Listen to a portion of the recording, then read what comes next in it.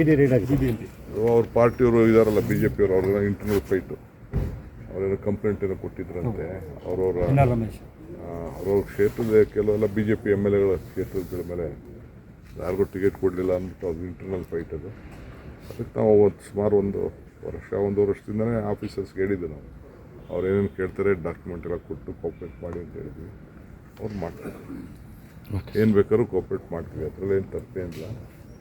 ಏನೇನು ವಿಚಾರ ಕೇಳ್ತಾ ಇದ್ದಾರೋ ನನಗೆ ಡೀಟೇಲ್ ಗೊತ್ತಿಲ್ಲ, ಬಟ್ ಹಿಂದೆನೇ ನನಗೆ ಆಫೀಸರ್ಸ್ ಬಂದು ಹೇಳಿದ್ರು, ಏನೋ ಡಾಕ್ಯುಮೆಂಟ್ ಕೇಳಿದ್ರೆ ಕೊಟ್ರಪ್ಪ ಅಂತೇಳಿ.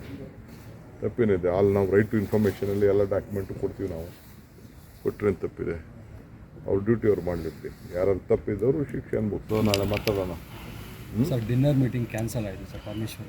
ಯಾವಾಗ ಡಿನ್ನರ್ ಮೀಟಿಂಗ್ ಕರೆದಿದ್ರು, ಕ್ಯಾನ್ಸಲ್ ಆಗಿದೆ. ನನಗೆ ಗೊತ್ತಿಲ್ಲಪ್ಪ, ನನಗೆ ನೀವೇನಾದ್ರು ತಿಳಿಸಿದ್ರ ಸರ್ ಹೈಕಮಾಂಡ್? ಗೊತ್ತೂ ಇಲ್ಲ, ನಾನು ಮಾತಾಡೂ ಇಲ್ಲ. ಇವತ್ತು ಬೆಳಗ್ಗೆ ಡೆಲ್ಲಿಲಿ ಪ್ರೆಸ್ ಅವ್ರು ಕೇಳೋದು ನನಗೆ ಗೊತ್ತಿಲ್ಲ ಅಂತ ಹೇಳಿ. ನನಗೆ ಸ್ವಲ್ಪ ಏನಕ್ಕೆ ಆಗ್ತಿದೆ ಅನಿಸ್ತದೆ? ನನಗೆ ಗೊತ್ತಿರ್ತಾನೆ. ನಾನು ಇರಲಿಲ್ಲ, ಎಲ್ಲ ಟ್ರಾವೆಲ್ ಮಾಡ್ಕೊಂಡು ಬಂದೆ.